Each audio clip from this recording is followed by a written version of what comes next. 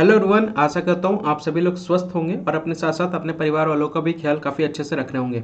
मेरा नाम विवेक कुमार है। मैं आप सभी का पीएससी जर्नी फैमिली में स्वागत करता हूँ। आज है 4 अप्रैल 2022। आज का न्यूज़ एनालिसिस कवर करने के पहले सबसे पहले मोटिवेशनल कोट कवर करते हैं, जो कि आलोक रंजन के द्वारा यहाँ पे लिखा गया है सुबह के 1 मिनट वाले वीडियो में। देखिए, रोज़ सुबह 1 मिनट की वीडियो आती है, शॉर्ट वीडियो आती है, यूट्यूब शॉर्ट्स आते हैं मेरे रोज़ सुबह 10 बजे। उसमें आप सभी लोग उसमें मोटिवेशनल कोट लिखा करें और दूसरों के कोटेशंस को भी अप्रिशिएट किया करें और उस वीडियो को शेयर करें ज़्यादा से ज़्यादा अपने सभी ग्रुप्स में, ताकि लोगों को क्या कर सके, वो न्यूज़ के बारे में पता चल सके। बेसिक इन्फॉर्मेशन है, 30 से 45 सेकंड का वो आपका वीडियो होता है, basically max to max 1 minutes का होता है। तो शॉर्ट्स वीडियो को सब तक पहुँच सके और सभी लोग उस न्यूज़ के बारे में जान सके और लोगों को इनवाइट भी करें सब्सक्राइब करने को लेकर के चैनल को, ये फैमिली को बड़ा बनाने को लेकर के। आलोक रंजन के द्वारा यहाँ पे लिखा गया है, आप खुद से ना हारे तो आपको कोई नहीं हरा सकता। ये एक बात ध्यान रखिएगा, इस पूरे ज़िंदगी में, इस पूरे लाइफ में, इस पूरे दुनिया में अगर आपको कोई हरा सकता है ना, तो वो आप खुद है। अगर एक बार अपने आप का, अगर आपका मनोबल टूट गया तो फिर आपको कोई भी नहीं जिता सकता, आपको कोई भी मोटिवेट नहीं कर सकता, कोई भी आपके कॉन्फिडेंस को वापस से रिगेन नहीं कर सकता, कोई भी वो होप। सबसे पहले किसी भी तरह का कोई भी इंकरेजमेंट जो होता है ना, तो दूसरों का इंकरेजमेंट, दूसरों का सपोर्ट आपको तब काम आता है जब आपको थोड़ा बहुत अपने आप में भरोसा रहता है। आपको अपने आप पे भरोसा रखना बहुत ज़्यादा ज़रूरी है। अगर आपको अपने आप पे भरोसा नहीं होगा तो फिर किसको होगा? ठीक है, तो थोड़ा सा होप बना कर रखें। उसके बाद तो ऑब्वियस सी बात है, आपको कोई भी नहीं हरा सकता। आपने जो डिटरमाइन किया है, आप लोगों ने जो लक्ष्य तय किया है, उस लक्ष्य के प्रति आपको हमेशा तत्पर रहना पड़ेगा, आपको हमेशा एक्टिव रहना पड़ेगा, आपको पूरा फोकस करता हुआ चलेगा, करना चलना पड़ेगा। ये बात ध्यान रखिएगा, ये नहीं कि आपने कोई सपना दिखा और बस बैठ के बस उस सपने के बारे में सोच रहे हैं। ऐसा बिल्कुल भी नहीं है कि आप उस सपने तक पहुंच पाए। जो सपना आपने सोचा है, जो लक्ष्य आपने तय किया है, उस लक्ष्य तक पहुंचने के लिए आपको सेल्फ डिटरमेंट होना बहुत ज़्यादा जरूरी है। कभी हार नहीं माननी है। पहली बार गिरेंगे लेकिन बाद में उठने का भी तो प्रयास करेंगे ना। देखिए, हमेशा ध्यान रखिएगा, एक इंटरव्यू मैंने हमेशा आपको बताता भी हूँ, विराट कोहली से पूछा गया था मीडिया की तरफ से कि आपको क्या इंस्पायर करता है, तो उन्होंने बोला था कि मुझे इंस्पिरेशन मिलती है फेल्योर्स से, क्योंकि फेल्योर्स आपको सिखाता है, एक लेसन देता है, एक सबक सीखने को मिलता है।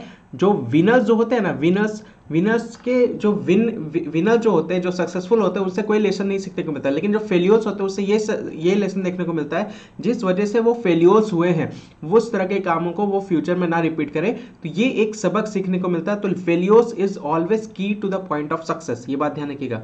जब एक नन्ही चींटी दाना लेकर चढ़ती है, चढ़ती दीवारों पर 100 बार फिसलती है, सुना होगा आप लोगों ने ये वाली लाइन्स को, है ना, फिर भी वो कभी हिम्मत नहीं आती, कोशिश करने वालों की कभी हार नहीं होती। तो ये ध्यान रखिएगा, अपने खुद से कभी ना हारे, आपको कोई नहीं हरा सकता, कभी भी गिव अप नहीं करना, ये ध्यान रखिएगा। आप अगर पीछे हट गए तो ऑब्वियस सी बात है, तो फिर लक्ष्य भी आपसे दूर जाता हुआ चलेगा। ठीक है, चलिए स्टार्ट करते हैं आज का न्यूज़ एनालिसिस। स्टार्ट करने के पहले सबसे पहले क्या करते हैं, अपना बिहार मैप को निकालते हैं। तो ये आपका बिहार मैप देख सकते हैं, वेस्ट चंपारण, ईस्ट चंपारण, गोपालगंज, सीवान, सारण, भोजपुर, बक्सर, कैमूर, रोहतास, औरंगाबाद, गया, जहानाबाद, पटना, वैशाली, मुजफ्फरपुर, शिवहर, सीतामढ़ी, मधुबनी, दरभंगा, समस्तीपुर, बेगूसराय, शेखपुरा, नालंदा, नवादा, जमुई, लखीसराय, मुंगेर, बांका, भागलपुर, खगड़िया, सहरसा, मधेपुरा, सुपौल, अररिया, पूर्णिया, कटिहार, किशनगंज। ये लोकेशन है। आप किस किस जिला से बिलोंग करते हैं, आप अपने अपने डिस्ट्रिक्ट देख लीजिए, और वो अपने आपके डिस्ट्रिक्ट जो है वो किस किस बाउंड्री को शेयर कर रहे हैं अपना डिस्ट्रिक्ट, वो यहाँ पे आप देख सकते हैं। ठीक है, राज्य किस किस के साथ अपना बॉर्डर शेयर करता है, उत्तर प्रदेश, झारखंड, वेस्ट बंगाल और ऊपर नेपाल आपको यहाँ पे देखने को मिलेगा। नेपाल से 7 जिला यहाँ टच करते हैं, वेस्ट चंपारण, ईस्ट चंपारण, सीतामढ़ी, मधुबनी, सुपौल, अररिया, किशनगंज। ठीक है, आइए आज का न्यूज़ एनालिसिस स्टार्ट करें। आज का जो सबसे पहला न्यूज़ आपको यहाँ पे देखने को मिलेगा, देखिए, ट्रेन जल्दी स्टार्ट हो गई है। कहाँ के बीच में, आपका जयनगर से नेपाल के कुर्था तक ट्रेन के शुभारंभ यहाँ पे हो चुके हैं, ये ध्यान रखिएगा। ट्रेन का शुभारंभ यहाँ पे हो चुका है। भारत और जयनगर से नेपाल के कुर्था तक ट्रेन के शुभारंभ के दूसरे दिन रविवार को आम यात्रियों के लिए परिचालन शुरू कर दिया गया। पहले दिन करीब 700 यात्री जयनगर से रवाना हुए थे। अधिकतम सिर्फ घूमने और नई ट्रेन के सफर का आनंद लेने, और अधिकांश का टिकट ट्रेन में ही मैनुअल काटा गया था, ये ध्यान रखिएगा। सॉफ्टवेयर में दिक्कत के चलते पहले दिन रेल कर्मियों को टिकट काटने में परेशानी हुई थी। इस कारण जयनगर नेपाली रेलवे स्टेशन के काउंटर से सुबह मात्र 3 टिकट ही काटा जा सका। अन्य यात्रियों को ट्रेन में ही मैनुअल टिकट काट कर दिया गया। रविवार की सुबह 8:15 बजे पहली ट्रेन से करीब 200 यात्री जयनगर से जनकपुर के लिए रवाना हुए थे। दूसरे दूसरी से करीब 500 यात्री गए। इनमें अधिकांश जो थे वो जयनगर में मां जानकी का दर्शन करने गए थे। यात्रियों को टिकट के लिए पहचान पत्र रखना बेहद जरूरी है। काउंटर पर बिना पहचान पत्र दिखाए टिकट नहीं मिल सकता। यात्रा के दौरान भी पहचान पत्र अनिवार्य है। 2 घंटे में कुल्था पहुंची ट्रेन। सुबह 8:15 बजे जयनगर से खुली थी, 9:35 में जनकपुर पहुंची थी।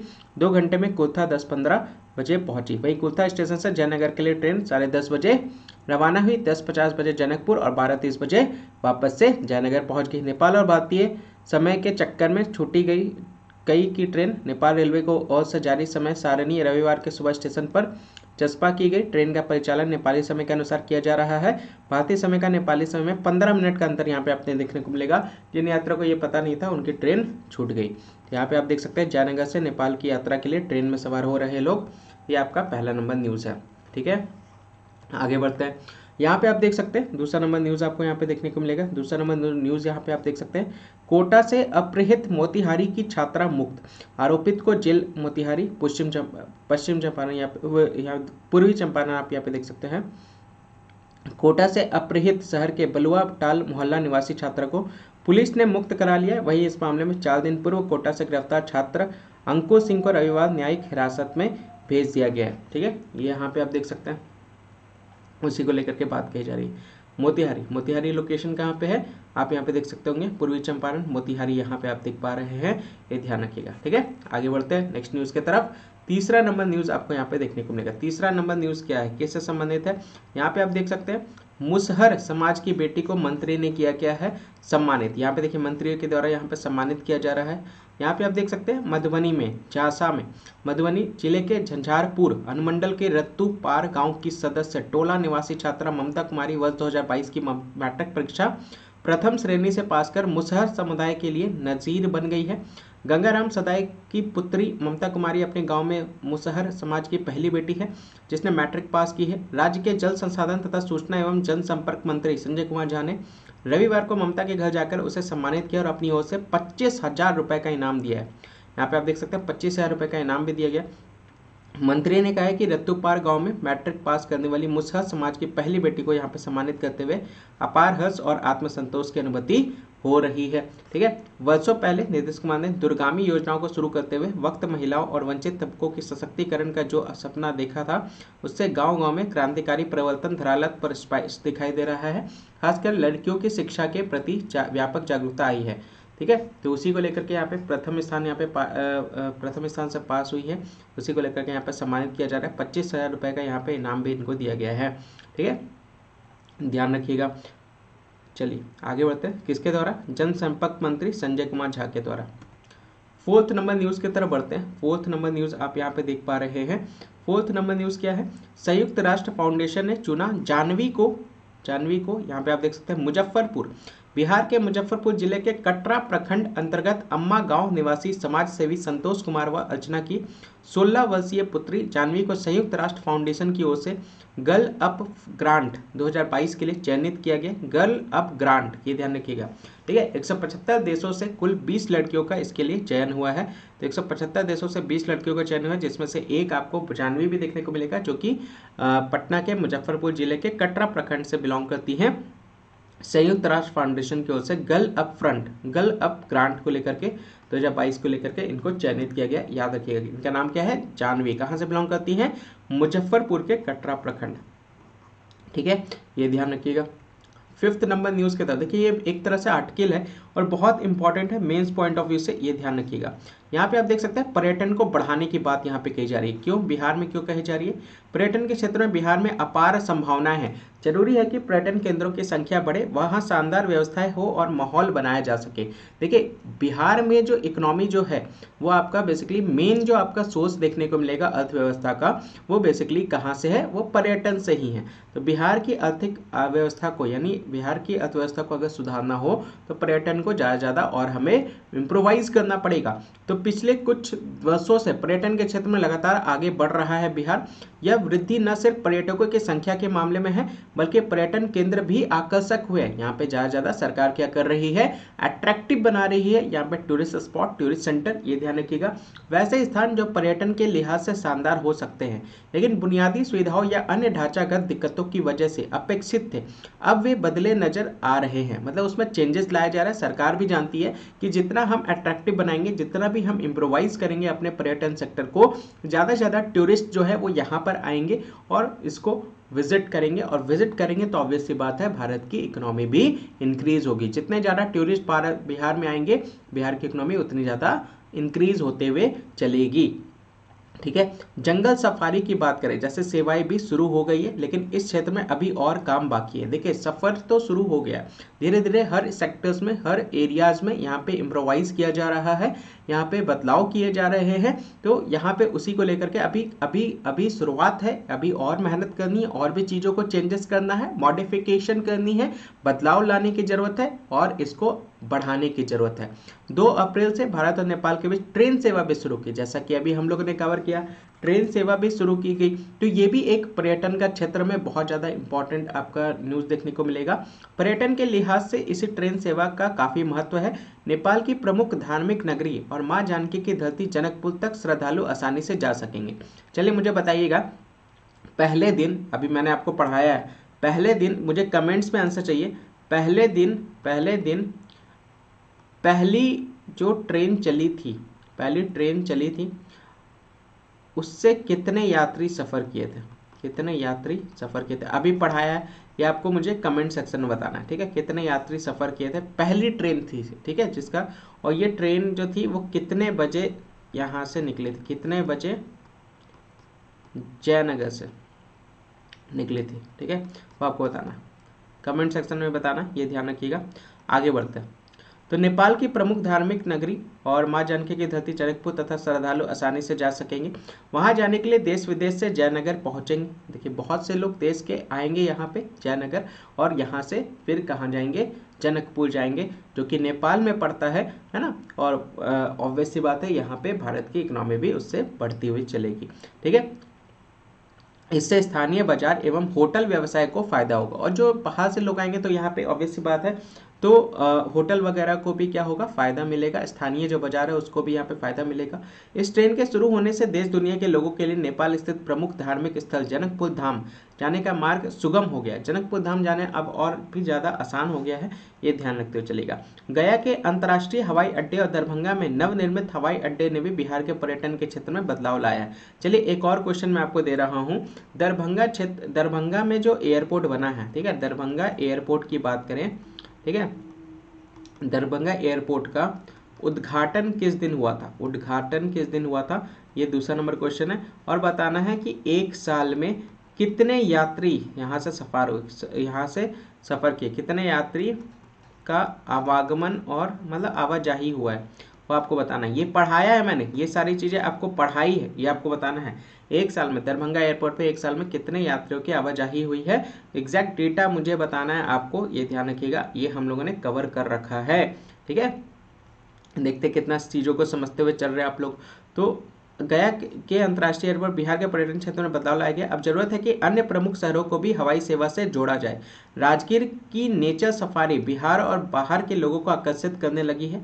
नेचर सफारी प्राकृतिक सुंदरता से भरे ऐसे अन्य स्थानों को भी बेहतरीन बुनियादी सुविधाओं से लेस करना जरूरी है। ककोलत का जलप्रपात लोगों को आकर्षित करता है। वैशालीगढ़ और आसपास के इलाके आकर्षण के केंद्र हो सकते हैं। बिहार के जंगल और पहाड़ प्रगति की गोद में सुकून के कुछ पल बिताने वालों को आकर्षित कर सकते हैं। शर्त यह है कि वहां पहुंचने का मार्ग जो है वो बेहतर हो, उस स्थान पर होटल या गेस्ट हाउस अच्छे हो, माहौल बेहतर रहे, पर्यटकों से व्यवहार अच्छा हो, किसी जंगली या पहाड़ी इलाके में रहने में लोगों को डर नहीं लगे। सरकार ने होम स्टे और स्थानीय गाइड को बढ़ावा देने की घोषणाएं की है। जरूरी है कि पर्यटन विभाग घोषित कार्य योजना को अमल में लाने के लिए युद्ध स्तर पर प्रयास करें, ये ध्यान रखिएगा। उसी को लेकर के यहाँ पे बात कही जा रही है। ये बहुत अच्छा यहाँ पे आर्टिकल आपको देखने को मिलेगा, जो कि आपके एग्जामिनेशन के पॉइंट ऑफ व्यू से, इकोनॉमी के पॉइंट ऑफ व्यू से बहुत ज़्यादा इंपॉर्टेंट है टूरिज्म सेक्टर्स को लेकर के। देखिए ध्यान रखिएगा, यहाँ पे आपको देखने को मिलेगा पीडीएफ्स के रूप में, यहाँ पे आप देख सकते हैं। ये आपका जो है ये बेसिकली ये 3 पीडीएफ आपको यहाँ पे प्रोवाइड किए जा रहे हैं, डेली बेसिस पे प्रोवाइड किए जा रहे हैं। ये डेली बेसिस पे आपको करंट अफेयर्स जो कि सुबह में 11 बजे होती है, करंट अफेयर्स एमसीक्यू की क्वेश्चन जो डेली बेसिस पे 11:45 पे होती है, और ये आपका हिंदू रात के 10 बजे होता है। ये डेली बेसिस पे आपको प्रोवाइड किया जा रहा है, ओनली 299 पर मंथ आपको पे करना है। डेली बेसिस पे इसके पीडीएफ आपको प्रोवाइड कर दिए जाएंगे, ये ध्यान रखिएगा। इसके साथ साथ आपको यूनियन बजट भी मिलेगा और इकोनॉमिक सर्वे भी मिलेगा, आपको ये ध्यान रखिएगा। उसका नोट्स भी आपको मिलेगा। बिहार न्यूज़ की बात करें तो बिहार न्यूज़ का अलग से आपको देखने को मिलेगा, पीडीएफ आपको डेली बेसिस पे ही आपको प्रोवाइड किया जाएगा, डेली बेसिस पे। उसके लिए आपको क्या करना है, आपको 149 पेमेंट करनी है। और यहाँ पे इसके साथ साथ बिहार बजट का भी आपको पीडीएफ मिलेगा, बिहार बजट का भी मिलेगा और इकोनॉमिक सर्वे का भी मिलेगा, आर्थिक सर्वेक्षण का भी मिलेगा बिहार का। ये भी आपको नोट्स इसी में ही प्रोवाइड कर दिया जाएगा। ये मंथली बेसिस पे देना है आपको, यहाँ पेमेंट करना है। पेमेंट कैसे करना है, आपको इस नंबर पे व्हाट्सअप करना है, ठीक है। इस नंबर पे व्हाट्सअप करना है, इस नंबर पे व्हाट्सअप कीजिएगा, वहीं पे आपको पेमेंट्स वगैरह के प्रोसेस बता दिए जाएंगे। और ये आपको देखने को मिलेगा। देखिए ये 68 वालों के लिए इंपॉर्टेंट नहीं है, मैं फिर कह रहा हूँ 68 वालों की तरफ से क्वेरी आ रही है कि सर मुझे ये चाहिए, आप मत ले। आप 67 वालों के लिए बहुत इंपॉर्टेंट है, फरवरी से अक्टूबर 2021 तक करेंट अफेयर आपको हर मंथ का 2 पीडीएफ मिलेगा। एक पीडीएफ में न्यूज़ एनालिसिस होगा, इंग्लिश हिंदी दोनों में नोट्स मिलेंगे, ये ध्यान रखिएगा, इंग्लिश हिंदी दोनों में आपको नोट्स मिलेंगे।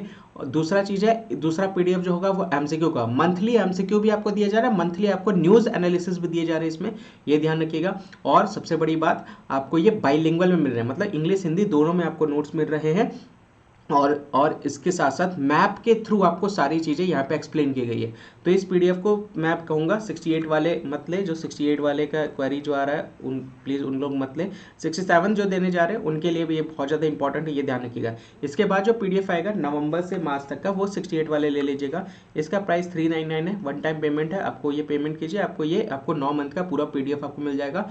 हर महीने का 2 पीडीएफ मिलेगा, एक आपका न्यूज़ एनालिसिस का, एक आपका एमसीक्यू का, ये ध्यान रखिएगा। और बहुत इंपॉर्टेंट होने जा रहा है, ये मंथली वाइज मैं आपको प्रोवाइड कर दूंगा।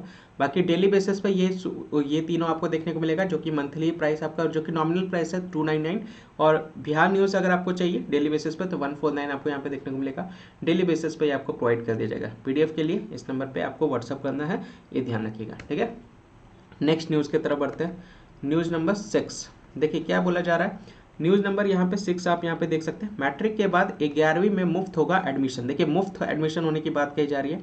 तो मैट्रिक उत्तीर्ण विद्यार्थी अगर अपने ही स्कूल में 11वीं में नामांकन लेंगे तो उन्हें 11वीं का नामांकन शुल्क नहीं देना पड़ेगा। देखिए अपने ही स्कूल में, जिस स्कूल से वो 10वीं पास करेंगे उनका नामांकन निःशुल्क होगा, इसी सत्र में सभी स्कूलों में लागू होगा। अनुसूचित जाति और जनजाति के छात्रों को शिक्षण शुल्क और विकास शुल्क नहीं लिया जाएगा। यहाँ पे आप देख सकते हैं एडमिशन फी, ठीक है, और डेवलपमेंट फी वगैरह जो है वो आपका नहीं लिया जाएगा। SC ST वालों से, SC ST के छात्रों को ना तो प्रवेश शुल्क लगेगा, ना ही स्थानांतरण शुल्क लगेगा, ना ही एडमिशन फी लगेगा, ना ही रजिस्ट्रेशन फीस लगेगा, ये ध्यान रखते हुए चलेगा। अप्रैल के दूसरे सप्ताह के बाद बिहार बोर्ड द्वारा OFSS के माध्यम से 11वीं में नामांकन प्रक्रिया शुरू की जाएगी। छात्रों को 11वीं में नामांकन के लिए ऑनलाइन आवेदन करना होगा। ऐसे में जो छात्र 11वीं में नामांकन के लिए अपने स्कूल का विकल्प देंगे तो उन्हें नामांकन शुल्क नहीं लगेगा। छात्र को इसकी जानकारी OFSS में 11वीं नामांकन के ऑनलाइन आवेदन के समय देना होगा, ये ध्यान रखिएगा। तो उसी को लेकर के ये आपका न्यूज़ है। SC ST वालों को कोई भी फी यहाँ नहीं लगेगा, एडमिशन चार्जेस नहीं लगेंगे, उसी से रिलेटेड न्यूज़ है। अगला न्यूज़ आप यहाँ पे देख सकते हैं, ये न्यूज़ आपका है जुपिटर स्कॉलरशिप टेस्ट में सफल हुए छात्र को सम्मानित यहाँ पे किया गया है, ठीक है। प्रतिभा सम्मान समारोह आप यहाँ पे देख सकते हैं। प्रतिभागियों के साथ शिक्षक यहाँ पे आपको देखने को मिलेगा। इंजीनियरिंग ऐसा क्षेत्र है जहाँ सबसे ज़्यादा पैसा मिलता है। प्रतिस्पर्धा इवेंट के इस दौर में विद्यार्थियों को खुद को साबित करना होगा। जीवन में कुछ भी असंभव नहीं है, यदि आपका इरादा मजबूत है तो आप कोई भी लक्ष्य हासिल कर सकते हैं। उक्त बातें स्मृति जुपिटर के निदेशक जे राय ने कहा है। मौका था गांधी मैदान स्थित IMA हॉल में IIT और नीट की प्रवेश परीक्षा के लिए जुपिटर द्वारा आयोजित स्कॉलरशिप टेस्ट पर सफल विद्यार्थियों के लिए यहाँ पे सम्मानित किया गया। सफल विद्यार्थियों को 100% स्कॉलरशिप यहाँ पे प्रोवाइड किया जा रहा है और मुफ्त शिक्षा देने की भी घोषणा यहाँ पे की गई है। तो उसी से रिलेटेड यहाँ पे बात कही जा रही है। 8वें नंबर न्यूज़ की तरफ बढ़ते। 8वां नंबर न्यूज़ जो है यहाँ पे आपको देखने को मिलेगा आज का, ये क्या है, ये अंतर क्षेत्रीय क्रिकेट प्रतियोगिता का यहाँ पे शुभारंभ किया गया, ठीक है। दक्षिण बिहार ग्रामीण बैंक द्वारा रविवार की जगजीवन स्टेडियम दानापुर में अंतर क्षेत्रीय क्रिकेट स्टेडियम का यहाँ पे क्रिकेट प्रतियोगिता का आयोजन किया गया है। इसका शुभारंभ बैंक के अध्यक्ष डॉक्टर SA जावेद ने किया है, ये ध्यान रखिएगा। प्रतियोगिता में पटना व आरा क्षेत्र के बीच मैच खेला गया है और इसमें आरा विजेता रहा है। कौन विजेता रहा है? आरा विजेता रहा है, ये ध्यान में रखिएगा। तो ये अंतर क्षेत्रीय क्रिकेट प्रतियोगिता का शुभारंभ यहाँ पे किया गया है, ये ध्यान रखिएगा। ठीक है, आइए आगे बढ़ते हैं। 9th नंबर न्यूज़, ये थोड़ा सा फोकस देने लायक है इस न्यूज़ को। अगर हम लोग देखें तो 7 को दिव्यांगों की स्वास्थ्य जांच बनेगा यूडीआईडी कार्ड, ये ध्यान रखिएगा। विशेष ओलंपिक्स बिहार, 1500 बच्चे व युवा पाटलिपुत्र स्पोर्ट्स कॉम्प्लेक्स जुटेंगे। जिले के 50 डॉक्टरों की प्रतिनियुक्त प्रखंडों से दिव्यांगों को लाने पहुंचाने की होगी व्यवस्था। पाटलिपुत्र स्पोर्ट्स कॉम्प्लेक्स में 7 अप्रैल को जिले के विभिन्न प्रखंडों के 1500 दिव्यांग बच्चों व युवाओं के स्वास्थ्य परीक्षण के लिए मेगा शिविर का आयोजन यहाँ पे किया जा रहा है। इसके लिए जिले के 50 डॉक्टरों समेत 150 से अधिक चिकित्सा कर्मियों की प्रतिनियुक्ति की गई है। मौके पर स्वास्थ्य परीक्षण के अलावा दिव्यांगों को विभिन्न कल्याणकारी योजनाओं का लाभ मुहैया कराने के लिए unique disability identity card UDID उपलब्ध कराने में भी मदद की जाएगी, ये ध्यान रखिएगा। आज़ादी के अमृत महोत्सव के उपलक्ष्य में विशेष ओलंपिक्स बिहार कार्यक्रम के तहत इस मेगा शिविर का आयोजन किया जा रहा है। यह जानकारी civil surgeon doctor Vibha Kumari ने रविवार को दी है। रेड क्रॉस सस्ती दर पर मुहैया कराएगा ऑक्सीजन सिलेंडर, ये ध्यान रखिएगा। तो उसी को लेकर के यह आपका न्यूज़ है। नेक्स्ट न्यूज़ की तरफ बढ़ते हैं। न्यूज़ नंबर 10, अक्षय कुमार झा बने पटना एयरपोर्ट के नए कमांडेंट। तो यहाँ पे आप देख सकते हैं अक्षय कुमार झा जो है पटना एयरपोर्ट के नए कमांडेंट बनाए गए हैं। उन्होंने रविवार को योगदान भी दे दिया है। इससे पहले वे बंगाल के सालबोनी स्थित CISF यूनिट के कमांडेंट थे, ये ध्यान रखिएगा। ये न्यूज़ नंबर 10। न्यूज़ नंबर 11 की तरफ बढ़ते हैं। 6 और 7 को ऑटो चालक देंगे धरना। देखिए आप सभी को पता है जैसा कि जितने भी डीजल से चलने वाले जितने भी ऑटो थे वो सब 1 अप्रैल से बंद हो चुके हैं राजधानी में पटना में। पर्यावरण को के खिलाफ जो यहाँ पे वायु प्रदूषण था उसके खिलाफ ये चीज़ें यहाँ पे की जा रही है।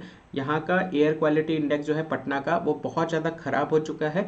250 के ऊपर आपको यहाँ पे हमेशा ये देखने को मिलता है, जिसके वजह से वायु की गुणवत्ता पे बहुत ज़्यादा असर पड़ रहा है।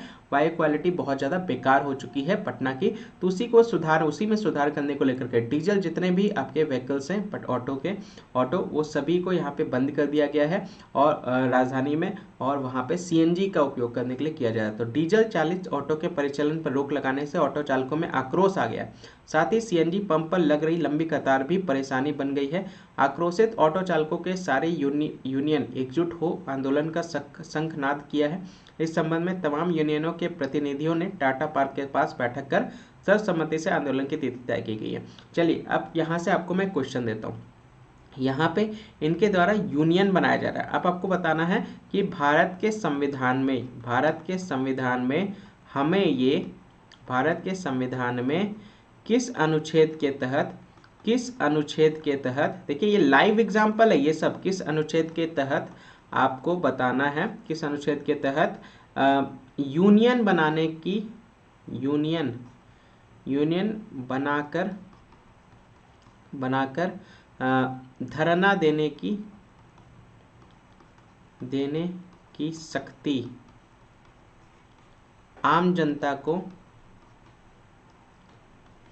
मिलती है, भारत के संविधान से मिलती है, वो आपको बताना है। भारत के संविधान में ऐसा कौन सा अनुच्छेद है जो लोगों को आम जनता को बेसिकली क्या करता है, पावर प्रोवाइड करता है कि आप यूनियन बना करके धरना दे सकते हैं बिना किसी आर्म्स के, विदाउट आर्म्स के। ये ध्यान रखिएगा, आपको उस अनुच्छेद का नाम बताना है। लाइव एग्जांपल आप यहाँ पे देख सकते हैं, ये ध्यान रखिएगा। आंदोलन की तिथि तय कर दी गई है 6 और 7 अप्रैल को दिन के 11 बजे से 3 बजे तक 2 दिवसीय महाधरना का आयोजन यहाँ पे किया गया। 8 अप्रैल को 11 बजे हजारों चालकों का जुलूस टाटा पार्क से निकलकर मुख्यमंत्री आवास तक जाएगा और मुख्यमंत्री के आवास की घेराबंदी कर मांगों की पूर्ति का दबाव बनाएगा। ये ठीक है, उसी से रिलेटेड है। लाइव एग्जांपल आप देख सकते हैं यूनियन बनाने को लेकर के, ये ध्यान रखिएगा। 12 नंबर न्यूज़ की तरफ अगर हम लोग बढ़े, 12 नंबर न्यूज़ जो है किससे संबंधित है, मेडिकल कॉलेज के प्राध्यापकों को प्रशिक्षण देगा IGIMS, ये ध्यान रखिएगा। अब राज्य के मेडिकल कॉलेजों के प्राध्यापकों को नए शिक्षा पद्धति में पठन पाठन कार्यों के लेकर प्रशिक्षण Indira Gandhi institute of medical science के द्वारा दिया जाएगा। राष्ट्रीय चिकित्सा काउंसिल ने IGIMS को क्षेत्रीय प्रशिक्षण सेंटर बनाया है। इसमें MBBS के पढ़ाई के लिए शिक्षकों को अपग्रेड करने का प्रशिक्षण यहाँ पे दिया जाना है। इसमें कैरिकुलम वेस्ट चिकित्सा शिक्षा दिया जाना है, ये ध्यान रखिएगा। ठीक है, उसी को लेकर के यहाँ पे बात कही जा रही है, ये ध्यान में रखिएगा। प्राध्यापकों को आप यहाँ पे ट्रेनिंग दी जाएगी IGIMS पे मेडिकल कॉलेजों में, ये ध्यान रखिएगा। ठीक है। ठीक है। नेक्स्ट नंबर न्यूज़ की तरफ बढ़ते हैं। 13 नंबर न्यूज़ की अगर हम लोग बात करें तो यहाँ पे आप देख सकते हैं 28 करोड़ की छात्रवृत्ति देगा मेंटर्स एडुसर्व, ये ध्यान रखिएगा। मेंटर्स एडुसर्व आयोजित सेमिनार में शामिल छात्र छात्राएं, यहाँ पे आप देख सकते हैं मेंटर्स एडुसर्व द्वारा छात्र छात्राओं को प्रोत्साहित करने के लिए mentors Eduserv talent reward exam metre आयोजित किया जा रहा है। मीटर से चयनित प्रतिभाशाली छात्र छात्राओं को संस्थान की ओर से लगभग 28 करोड़ तक की छात्रवृत्ति एवं प्रोत्साहन पुरस्कार दिए जाएंगे। कितने? 28 करोड़ तक का। मीटर 2022 परीक्षा में शामिल हुए जिले के 5वीं से 10वीं छात्र के छात्रों की परिणाम की घोषणा मेंटर्स एडुसर्व द्वारा आयोजित मीटर सेमिनार में किया गया। सेमिनार में मेंटर्स एडुसर्व के निदेशक आनंद कुमार जायसवाल ने इंजीनियरिंग और मेडिकल परीक्षाओं की तैयारी करने के सही तरीके से संबंधित मेंटर्स फॉर्मूले को बताया। ठीक है, मेंटर्स एडुसर्व में सत्र 2022-23 के लिए नामांकन प्रक्रिया शुरू हो चुकी है। नया बैच 7 और 14 अप्रैल से शुरू हो रहा है, ये ध्यान में रखिएगा। तो उसी से रिलेटेड यहाँ पे बात कही जा रही है, ये ध्यान रखिएगा। 14 नंबर न्यूज़ की तरफ बढ़ते हैं। तो 14 नंबर न्यूज़ यहाँ पे आप देख सकते हैं पटना मेट्रो से जल्द जुड़ेगा पीएमसीएच, बनेगा भूमिगत स्टेशन, यहाँ पे बात कही जा रही है। ठीक है, यहाँ पे आप देख सकते हैं पीएमसीएच मेट्रो स्टेशन के प्रस्तावित डिजाइन में ऐसा दिखेगा प्रवेश द्वार पीएमसीएच। ठीक है, यहाँ पे आप देख सकते हैं स्टेशन पर यात्रियों और मरीजों के लिए सभी मूलभूत सुविधाएं उपलब्ध कराई जाएगी, ये डीएमआरसी के द्वारा बोला जा रहा है। ठीक है, यहाँ आप देख सकते हैं पटना मेडिकल कॉलेज एवं अस्पताल को पटना मेट्रो से जोड़ने का काम तेजी से शुरू किया जाएगा। पटना मेट्रो रेल पीएमसीएच परिसर के नीचे से गुजरेगी। यहाँ भूमिगत यानी अंडरग्राउंड मेट्रो स्टेशन भी होगा। मेट्रो व अस्पताल के जुड़ाव के लिए प्रवेश व निकास द्वार के दोनों ओर 30 मीटर का छोटा सबवे भी बनाया जाएगा। यात्रियों की सुविधा के लिए स्टेशन में 2 लिफ्ट और 3 एस्केलेटर भी होंगे। यह पटना मेट्रो रेल परियोजना के 14.45 किलोमीटर लंबे Patna railway station Pataliputra bus terminal corridor line 2 का हिस्सा होगा। ठीक है, ये ध्यान रखिएगा। तो यहाँ पे पटना मेट्रो का निर्माण कर रही है Delhi metro rail corporation, DMRC कर रही है। आप कहेंगे सर यहाँ डीएमआरसी का, तो डीएमआरसी के द्वारा इसका निर्माण किया जा रहा है, ये ध्यान रखिएगा। तो सारी सुविधाएं, मेट्रो की सारी यातायात सुविधाएं बढ़ाने का काम करेगा। इसलिए अहम यह देखिए, राज्य सरकार पीएमसीएच में मरीजों की बेड की संख्या बढ़ाकर 4200 करने जा रही है। इस कारण इस क्षेत्र में यातायात में बढ़ोतरी होगी। देखिए, बेड बढ़ेगा तो ज़्यादा ज़्यादा पेशेंट्स आएंगे, और ज़्यादा ज़्यादा पेशेंट्स आएंगे तो क्राउड ज़्यादा होगा, तो उनके आवाजाही में किसी भी तरह का कोई भी दिक्कत ना हो, तो उसी को लेकर के यहाँ पे ये बहुत इंपॉर्टेंट स्टेशन है। ऐसे में मेट्रो स्टेशन के शुरू होने से क्षेत्र में यातायात संबंधित चिंताएं जो होंगी वो कम होगी। ये ध्यान रखिएगा, हर दिन हजारों की संख्या में पीएमसीएच आने वाले मरीजों को आसानी होगी। 24 स्टेशन होंगे, याद रखिएगा। पटना स्टेशन और खेमनी चक पर होगा रूट इंटरचेंज। ठीक है, 30 मीटर का सबवे बनाया जाएगा प्रवेश व निकास द्वार के पास, आपको देखने को मिलेगा। 14.45 किलोमीटर लंबे पटना मेट्रो की लाइन 2 का हिस्सा होगा यह स्टेशन। तो यहाँ पे डिज़ाइन पहले एलिवेटेड स्टेशन का था प्रस्ताव, लेकिन अब यहाँ पे डिज़ाइन बदलना पड़ा।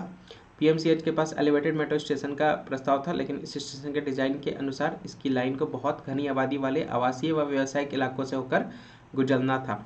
बाद में यह महसूस किया गया कि एलिवेटेड हिस्से को बनाने के लिए बड़ी संख्या में इमारतों को आंशिक या पूरी तरह से ढहाना पड़ेगा। तो व्यस्त रास्ता होने से सड़क जाम की समस्या भी गहराती है, और इसीलिए इसको अब नहीं किया जाएगा। 2 कॉरिडोर बनेंगे, याद रखिएगा। पटना मेट्रो रेल परियोजना 31 किलोमीटर लंबी है, जिसमें दानापुर, मीठापुर, खेमनीचक कॉरिडोर लाइन 1 और Patna railway station Pataliputra bus terminal corridor line 2 शामिल है। फिलहाल मलाही पकड़ी से पाटलिपुत्र बस टर्मिनल तक 6 किलोमीटर लंबे कॉरिडोर का काम तेजी से चल रहा है। ठीक है, तो अन्य से ये आपका डिज़ाइन अलग होगा, उसको भी यहाँ पे ध्यान में रखते हुए चलेगा। ये बात यहाँ पे कही जा रही है, पटना मेट्रो का जल्द जुड़ेगा पीएमसीएच। ठीक है, बनेगा भूमिगत स्टेशन। तो ये आज का पूरा आपका न्यूज़ एनालिसिस है। ठीक है, ये लास्ट न्यूज़ आप यहाँ पे देख सकते हैं। 15वां नंबर न्यूज़, एनएच के नए प्लान में पटना से जुड़े 2 प्रोजेक्ट। ठीक है, 2 प्रोजेक्ट यहाँ पे पटना से जुड़े हैं, यहाँ पे आप देख सकते हैं। तो एनएच नेशनल हाईवे के नए वार्षिक एक्शन प्लान में पटना से जुड़े 2 नए प्रोजेक्ट को मंजूरी दी गई है। एम्स नौबतपुर सड़क मंजूर होने पर 4 लेन की हो जाएगी।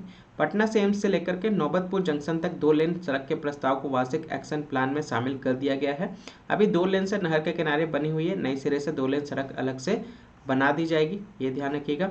NH 98 के समानांतर नौबतपुर तक एक नई 4 लेन सड़क उपलब्ध हो जाएगी। पटना से नौबतपुर जाना और सहज हो पाएगा। कन्होली से शेरपुर सड़क को भी वार्षिक कार्य योजना में स्थान दिया गया है। तो पथ निर्माण विभाग सूत्रों से मिली जानकारी के अनुसार वार्षिक एक्शन प्लान में कन्हौली से शेरपुर के बीच 4 लेन सड़क को भी स्थान यहाँ पे दिया जा रहा है। ये पटना रिंग रोड के अलाइनमेंट का हिस्सा होगा। अभी इस अनुमति नहीं मिली है। इस प्रोजेक्ट को मंजूरी के बाद पटना रिंग रोड का रिंग पूरी तरह से तैयार हो जाएगा। ठीक है, तो उसी को लेकर के यहाँ पे बात कही जा रही है, ये ध्यान रखिएगा। तो नेशनल हाईवे के नए प्लान में पटना से जुड़े 2 प्रोजेक्ट, ये ध्यान में रखते हुए चलिएगा। ठीक है, अच्छा एक और है 16वां न्यूज आप यहाँ पे देख सकते हैं। ऐतिहासिक होगा वीर कुंवर सिंह का विजयोत्सव। वीर कुंवर सिंह का विजयोत्सव यहाँ पे ऐतिहासिक होने जा रहा है, ये ध्यान रखिएगा। तो आरा के जगदीशपुर, याद है वीर कुंवर सिंह है ना, 1857 की क्रांति, 80 साल की उम्र में इन्होंने लोहा उठाया था अंग्रेजों के खिलाफ। 23 अप्रैल को प्रस्तावित वीर कुंवर सिंह के विजयोत्सव को ऐतिहासिक तरीके से मनाने के लिए रविवार को भाजपा प्रदेश अध्यक्ष डॉक्टर संजय जायसवाल की अध्यक्षता में बैठक हुई है। संजय जायसवाल आप यहाँ पे देख सकते हैं। ठीक है, तो इनके द्वारा क्या यहाँ पे बोला गया है, आज़ादी के 75वीं वर्षगांठ पर 1857 की क्रांति के नायक रहे बाबू वीर कुंवर सिंह की जयंती को ऐतिहासिक बनाने की तैयारी है। तो 1857 के आंदोलन में बाबा वीर कुंवर सिंह जैसा कोई प्रभावी नेता नहीं था। ठीक है, उनके ऐतिहासिक योगदान को तब भी रेखांकित किया गया था और अब भी प्रासंगिक है। महोत्सव को ऐतिहासिक बनाने के लिए तैयारी समिति का गठन किया गया है, जिसके अध्यक्ष मिथिलेश तिवारी को बनाया गया। तो यहाँ पे आप देख सकते हैं 23 अप्रैल है, ये ध्यान रखिएगा। 23 अप्रैल को यहाँ पे वीर कुंवर सिंह के विजयोत्सव को ऐतिहासिक तरीके से यहाँ पे मनाने को लेकर के बात कही जा रही है। 23 अप्रैल उसी को लेकर के यहाँ पे बात कही जा रही है, ध्यान रखिएगा 23 अप्रैल को लेकर के।